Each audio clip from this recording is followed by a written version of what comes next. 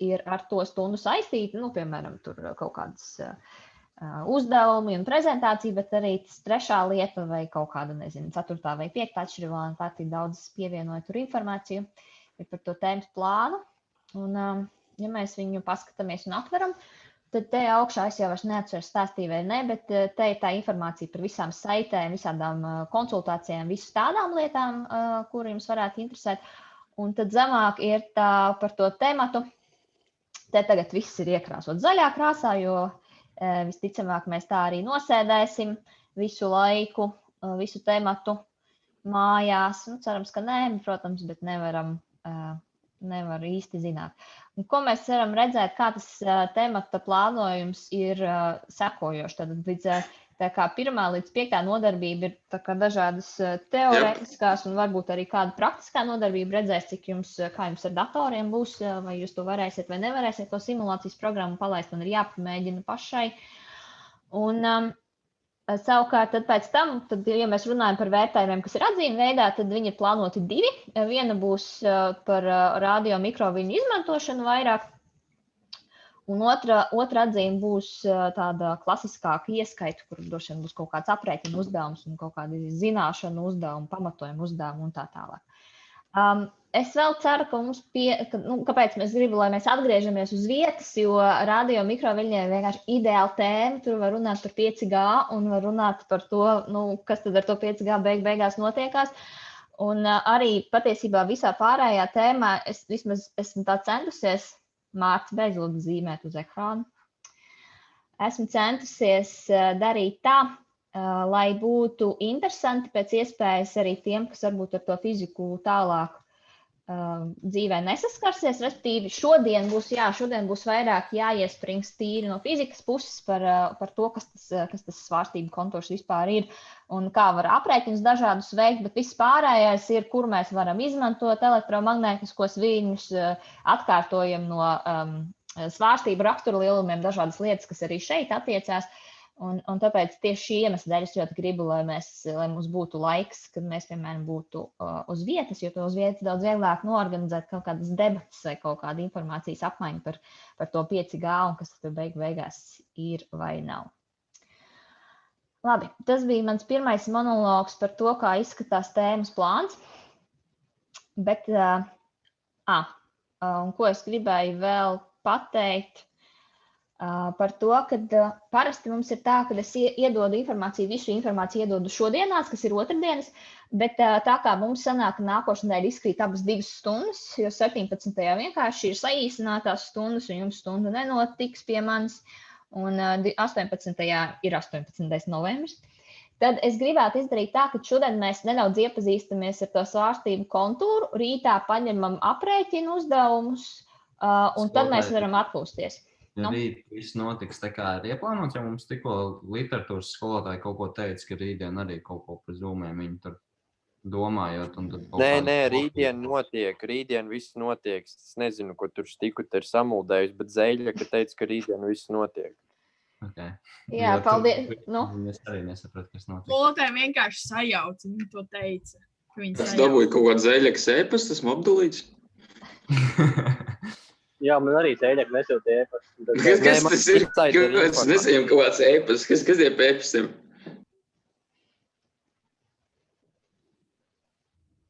Nezinu, neviens tev, Lukas, negrib atbildēt par viņu īpašajām attiecībām ar Zeļaku. Tā sapratu, jā. Tāda citiem, dzīve laba, citiem dzīve slikta. Tātad sanāk tā, pirms jūs sākāt pļāpāt, ko es mēģināju pateikt, tā kā mums nākošanai nesanāk vispār stundas, lai nebūtu tā, ka kaut kas paliek gaisā, man liekas, būtu ļoti vērtīgi, ka mēs šonedēļ izņemam gan to teoriju, kas ir šodien, tā kā iepazīstamies, kas tas vispār ir, un tad rītā mums ir brīdis arī aprēķiniem, un es apsolu, es nelikšu daudz, tur būs tikai 3 uzdevumi, kurus es gribēšu, lai jūs paši mēģināt izrēķināt. Un tad mēs varam mierīgi atpūsties tajā svētku nedēļā, un tad mēs varam pieķerties klāt pēc tās nedēļas nākošās. Tāpēc arī tur arī ir ielikts, ka rītdienā ir obligātā Zoom stunda. Tā kā ņemiet to vērā un mēģiniet ieplānot laiku tam. Labi, tātad mans monologs beidzās. jautājums uz tāfeles un elektromagnētiskais vilnis tur plūst. Kā mēs varam iegūt elektromagnētisko vilni? Brīvais mikrofons.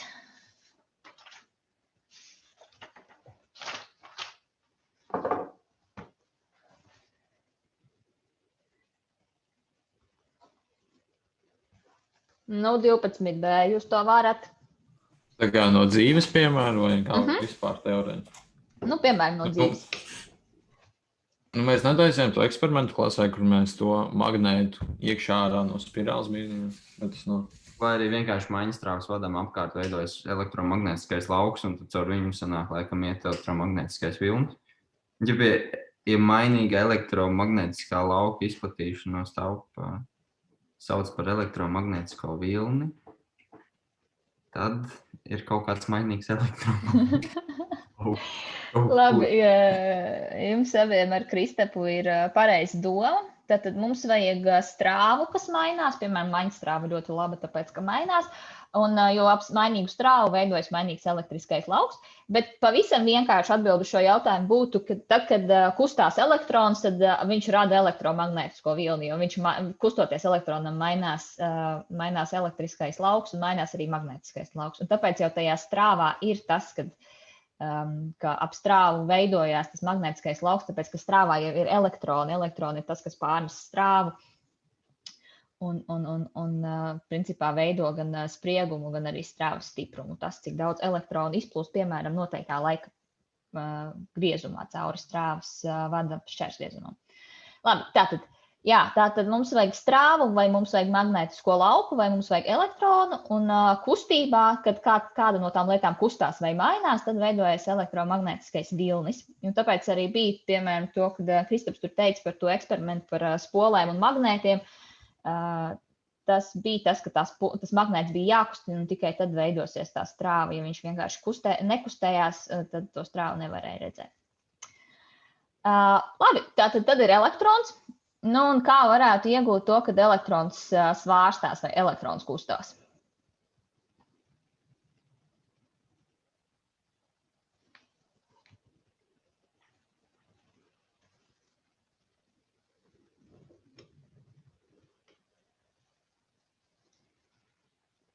Pats elektrons vai tad visu laiku nesvārstās? Paldies! Arī ļoti laba atbilde. Jā, elektrons visu laiku svārstās, viņš galīgi nav mierīgs, un mēs arī man liekas, jums tas varētu būt 10. klasē bijis ķīmijā par to, kā izskatās ātoms, kad ir elektronu mākonis pēc mūsdienu standartiem. Un tagad 12. klases beigās arī fizikā, kad mēs mācīsimies par kvantiem, arī tur būs nedaudz atkārtojums par to, kā izskatās ātoms un kā ir attīstījies tā ideja par kā atomā elektroni kustās un kur viņi atrodas. Jā, elektrons pats par sevi kustās, bet ir vēl viena iespēja viņu kustināt. Un tas sasaistās ar to, ko mēs iepriekš runājām, par to, ka kad plūst strāva, tad arī elektroni kustās, un strāvā plūstošā var veidot to magnētisko lauku, un ir tāda speciāla ierīce, par kurām mēs šodien runāsim, kas ir pamatā pilnīgi jebkuram elektromagnētiskajam laukam, kas rodās, piemēram, telefonā iekšā mūsdienās telefoniem antenas no ārpus nevar redzēt, bet telefonā šā vai tā ir antena, jo caur antenu to signālu viņš pārraida, un caur antenu viņš viņu saņem, un tā antena principā ir šīs ierīces, ko sauc par svārstību kontūru, tā kā pielāgota versija. Tad tāpēc šodien par svārstību kontūru, jo tas ir tas pamats, no kurienes tas magnētiskais vilnis rodās, un tas ir arī tas gals, ar kuru mēs elektromagnētisko vilni varam uztvert, un tad beigās varbūt pārveidot, ja tas ir nepieciešams. Tad kā mēs darīsim? Darīsim tā, ka šodien par svārstību kontūru nostīsimies tur mazu video fragmentiņu, palasīsiet paši informāciju teorētisko, kā tas izskatās, kā to var dabūt gatavu. Tad varēsiet droši uzdot man tos jautājumus, ja tādi rodās, un tad rītā mēs paņemsim svārstību kontūru, paskatīsimies, kādas viņam ir raksturīgie fizikālie lielumi, pazīmes, un veiksim dažus aprēķinu uzdevumus. Un es vēl uzreiz gribu pateikt, varbūt kaut kad es pārsteigšos, jo latviski ir kondensators un angliski ir kapacitātors, un es varētu būt, kad es viņus jaukšu vietām, jo tur ļoti muļķīgi sanāk, jo kondensatoram ir tāda pazīme, ko sauc par kapacitāti, respektīvi, cik viņš ir liels, un tāpēc latviski sanāk kondensatora kapacitāte, un tad man tas kondensators ir kapacitoru visu laiku jūg savā starpā. Tad mēģinam izsakot līdzi. Labi, tad sāksim ar to, ka te ir attēls. Es gribu, lai jūs viņu apskatat un mēģināt nosaukt, no kādām sastāvdaļām sastāv šī elektriskā ķēde. Baterijas. Spoles. Un labi, baterijas, spole, rezistori, tie baltie ar svītriņu domām. Tie nav vienkārši tā kā vadi. To es gribēju pateikt, ka šī ir tāda tā kā modīga plate, un te vadi ir aizstāti ar to plati, kas ir apakšā, un ar tiem savienojumiem, jo, ja te ieskatās apakšā, var redzēt, ka tā plate sastāv no 4 kvadrātiņiem, un lai viņus varētu savienot savā starpā, izmanto tādu tā kā tiltiņu, kas principā ir vats. Jā, tātad svārstību kontūrs, tas, par ko mēs šodien runāsim un rīt runāsim, patiesībā sastāv no, nezinu, cik sanāk, 3-4 sastāvdaļām. Viņš ir ļoti, ļoti vienkārši. Ir spole, kas man ir te, tā vara spole, ar kurām mums bija arī praktiskais darbs, ko mēs mēģinājām tur to transformātoru likumu pārbaudīt. Tad ir vadi, kas savieno jebkuru schēmu. Un tad šeit šī nebūs baterija, bet šis būs tas vārds, un tagad es aizmirsu. Nevis kapacitātors, bet kondensators. Kondensators, jā. Man jau pirmajā reizē sajūta. Labi, jā, šis ir kondensators. Kā rakstās un izrunājas? Nu, kurš? Kondensators. Kondensators. Tā kā kondensē gaisu? Nu, ne Man likās, gaisu. ka ir C. Nē, jā. Kondensators. Tātad, principā, es nosaucu 3 sastāvdaļas, no kurām viņš sastāv tas viss svārstību kontūrs, un tas ir pats pamats pilnīgi jebkuram elektromagnētisko viļņu antenai vai raidītājiem. Tieši tā viņš izskatās, vienkārši viss ir daudz mazāks, ko mēs ar aci nevaram redzēt. Jā, tā nav baterija, tāpēc, ka, ja mēs paskatāmies, baterijai parasti bija tā, ka bija viena svītriņa garāka un otra bija īsāka, kas ir viens variants, ko mēs uzreiz varam redzēt, ka tas ir kondensators. Un vēl ir tāda lieta, kuru jūs varbūt vēl nezināt, ir tas, ka te ir norādīts, kāda ir kondensatora tā kapacitāte, tā vērtība, cik viņš lādiņu var uzkrāt. Un viņš ir norādīts farados, un farados šajā mērvienībā norāda tikai to kapacitāti, tāpēc tas arī to vēl var arī uzreiz pateikt tādā ziņā. Labi, tātad ļoti vienkārša schēma, vai ir saprotams, no kā sastāv svārstību kontūrs? Jā. Jā, labi, cerams, ka lielākajai daļai arī ir saprotams. Nu, lūk, es varu to svārstību kontūru nofotografēt, tā kā es rādu iepriekšējā bildītē, vai es viņu varu uzzīmēt arī ar elektriskās slēgumu schēmas elementiem, tā kā te ir blakus, un tas ir tieši tas pats, jo tātad man ir kondensators ar vienādu garumu svītriņām, un man ir spole, kas ir vienkārši tāds, tā kā, nezinu, makarons viņš izskatās. Un tas ir, abi divi ir pilnīgi vienādi, jo man ir vienalga, vai es skatos uz zīmēm, vai es skatos uz attēlu, tur visas sastāvdaļas ir tieši tās pašas. Labi, tagad es varu... Iepriekšējā, ko tas L nozīmē? Ja labajā pusē C ir kondensators, tad... Jā, es saprotu tavu jautājumu. Šis būs tas, kas būtu rītā. Spoles apzīmē? Ne tā kā apzīmējums, bet katrai elektriskās ķēdes sastāvdaļai ir kaut kāda, nevis mērvienība, bet viņiem ir nosaukums, ko viņš dod. Nu, piemēram, baterijai būtu spriegums. No baterijas nāk ārā spriegums. Jā. Tas būtu U. Bet šeit ir tā, ka to kondensatoru raksturo kapacitāti, kuram tas C burtiņš ir apzīmējums. Savukārt spolei raksturojošā pazīme ir induktivitāte, kurai apzīmējums ir L. Tas ir vēl viens tāpatās kā strāvas stiprums un strāvas spriegums un, nezinu, tur jebkura cita lieta, ko mēs fizikā esam mācījušies, kas ir vienkārši kaut kāds process, ko mēs varam nomērīt.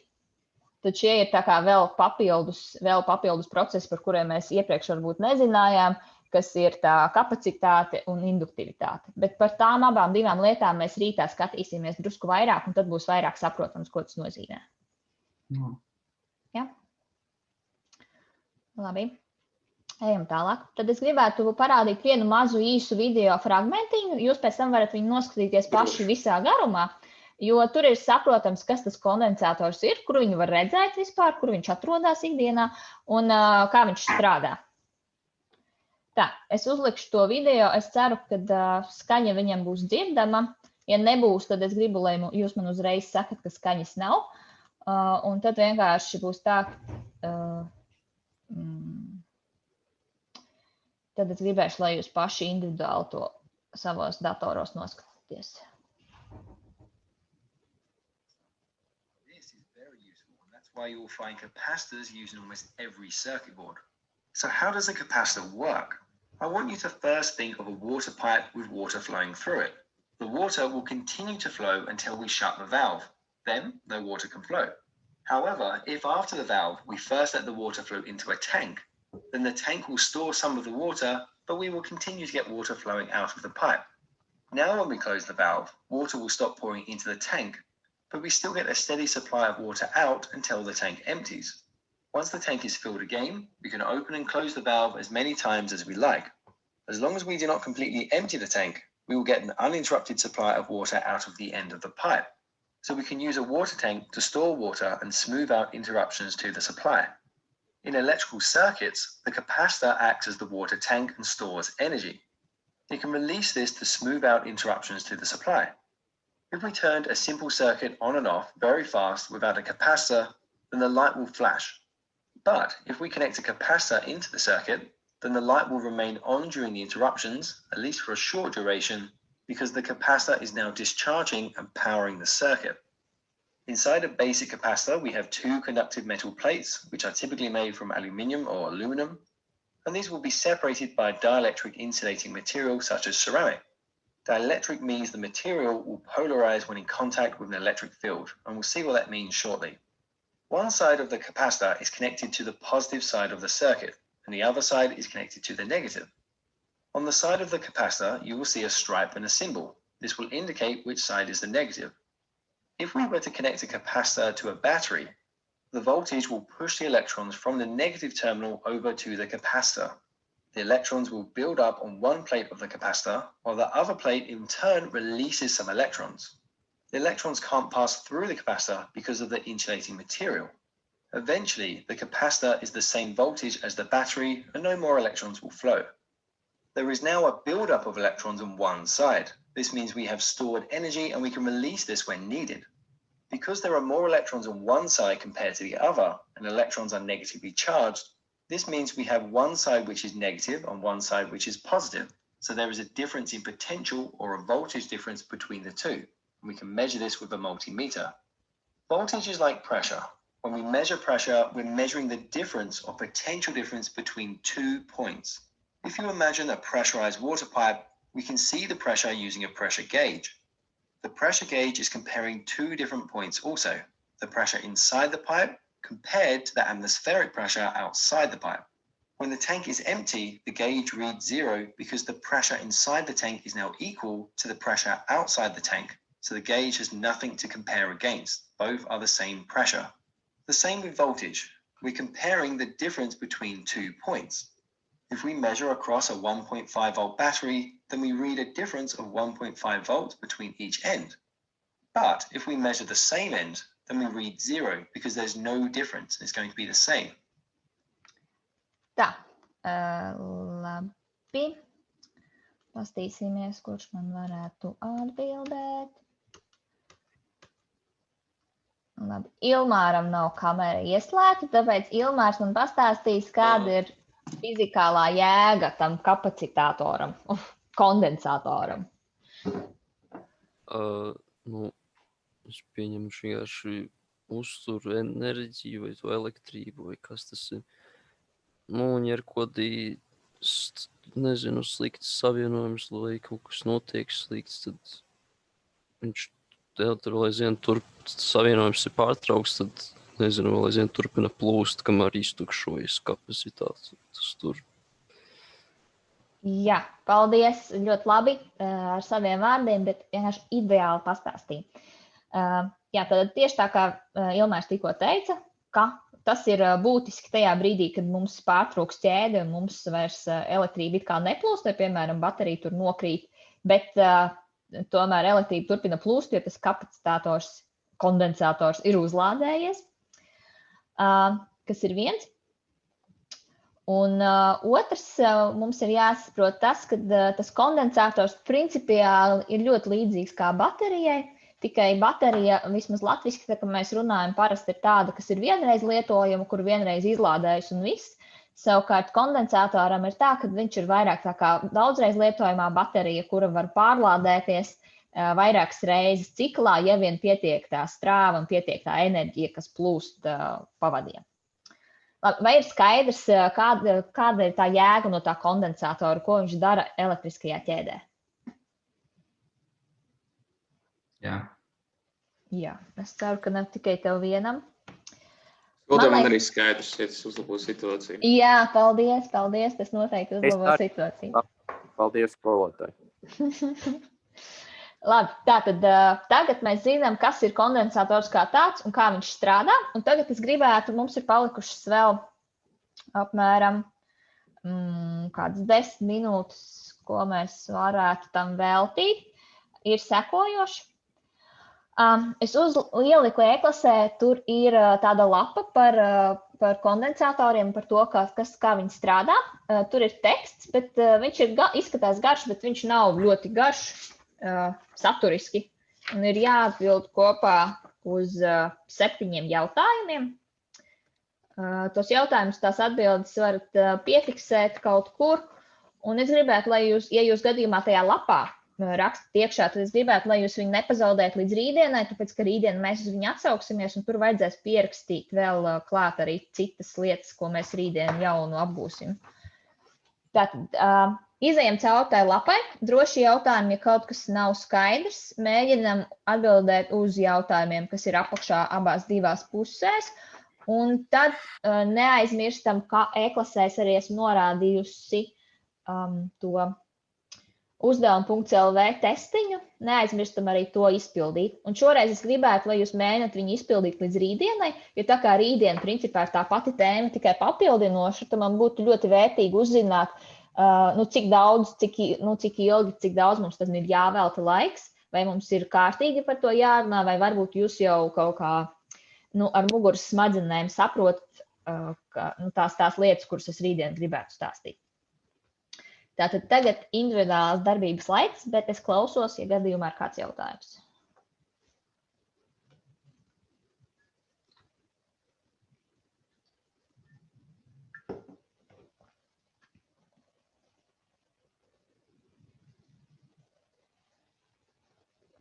Skolotāji, kura darba lapa?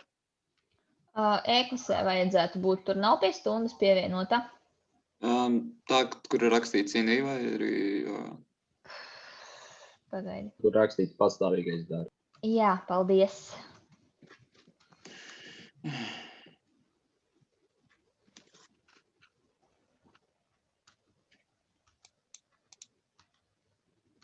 Jā, paldies. Jā, rekurtē pie e-klases.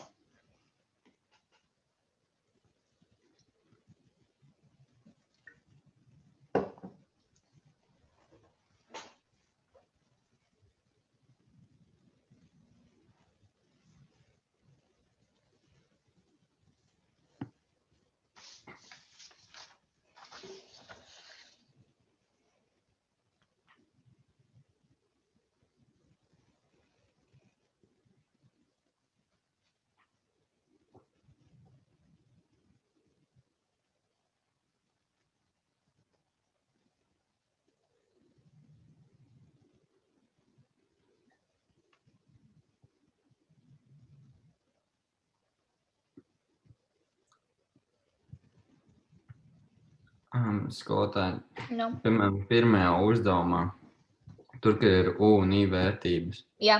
Piemēram, pašā pirmajā, es zinu, ka U vērtība ir vienāda ar maksimālo. Jā. Bet kāda ir maksimālā, man vienkārši pierakstīt maks. Jā, te nav svarīgi, jo te nav dots, kāda tev varētu būt maksimālā vērtība. Jā, raksti maks. Jā. Labi, skaidrs.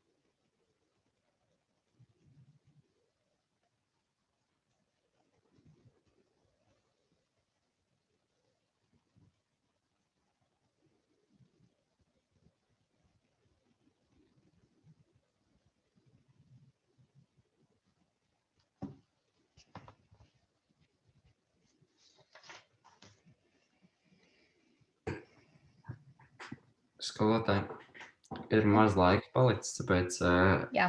sapratu visus, es tikai trešajā nesapratu, ko tur, kādas enerģijas pārvērtības notiek svārstību kontūrā. Tur jau enerģija, vai tad mainās, tur vienkārši tie elektroni kustās. Jā, bet es saprotu, ko tu nesaproti, un tad es mēģinu izdomāt, kā lai es tev uzvedīnu uz to, nepasakot priekšā. Redzi, tagad tika runāts iepriekš par to strāvu un spriegumu, tur, kur bija jāraksta maksimālā un minimālā vērtība. Tad visu laiku tika minēts ne tikai spriegums un strāvas stiprums, bet tajā tekstiņā bija uzrakstīts arī vēl kaut kāds citas enerģijas, kas tur mainās, kas ir maksimālas un kas ir minimālas. Okay. Es tur tikai kapacitāti vēl atceros, bet tur jau nav. Tur tā kā domāts kā pati enerģija, kā saucas? Jā, 2 veidi enerģijas, kas tur mainās. Respektīvi, tās enerģijas nāk no tā, tās enerģijas nāk arī no tā, kāda veida viļņi tur rodās un kāda veida viļņi tur izplatās.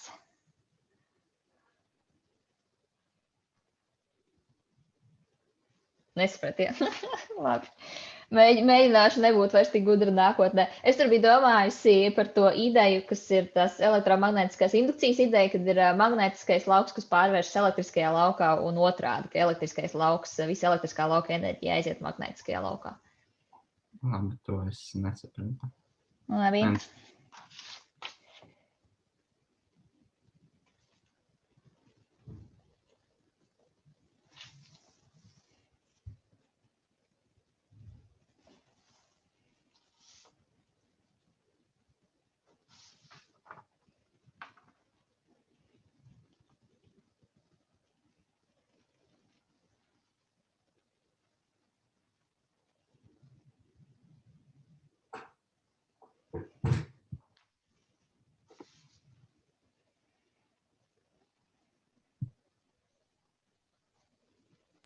Skolotājiem tajā 5. uzdevumā ir domāts tā kā ierakstīt īsto variantu vai to iedomāto variantu, ko ignorē visus fizikas likumus?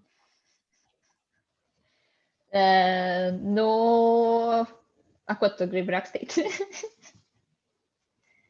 Es pierakstīju, kā atverot vaļā svārstību kontūru. Jā, pagaidām pietiek ar to, kad jūs zinat, ka svārstību kontūru, ja pāršķiļ uz pusēm, tad veidojas antena. Labi, jā, 1 minūte palikusi, tad es gribētu, lai jūs paspējat pamēģināt atbildēt visiem 7 jautājumiem, ja tad vienkārši ir saprotams, ka viss ir izdarīts, tad pēc tam es ielikšu, varēs salīdzināt atbildes, pārliecināties, un tad atceramies izpildīt to ieskaitīts, neieskaitīts testu vēlams līdz rītdienas stundai, kad mēs atkal satiksimies.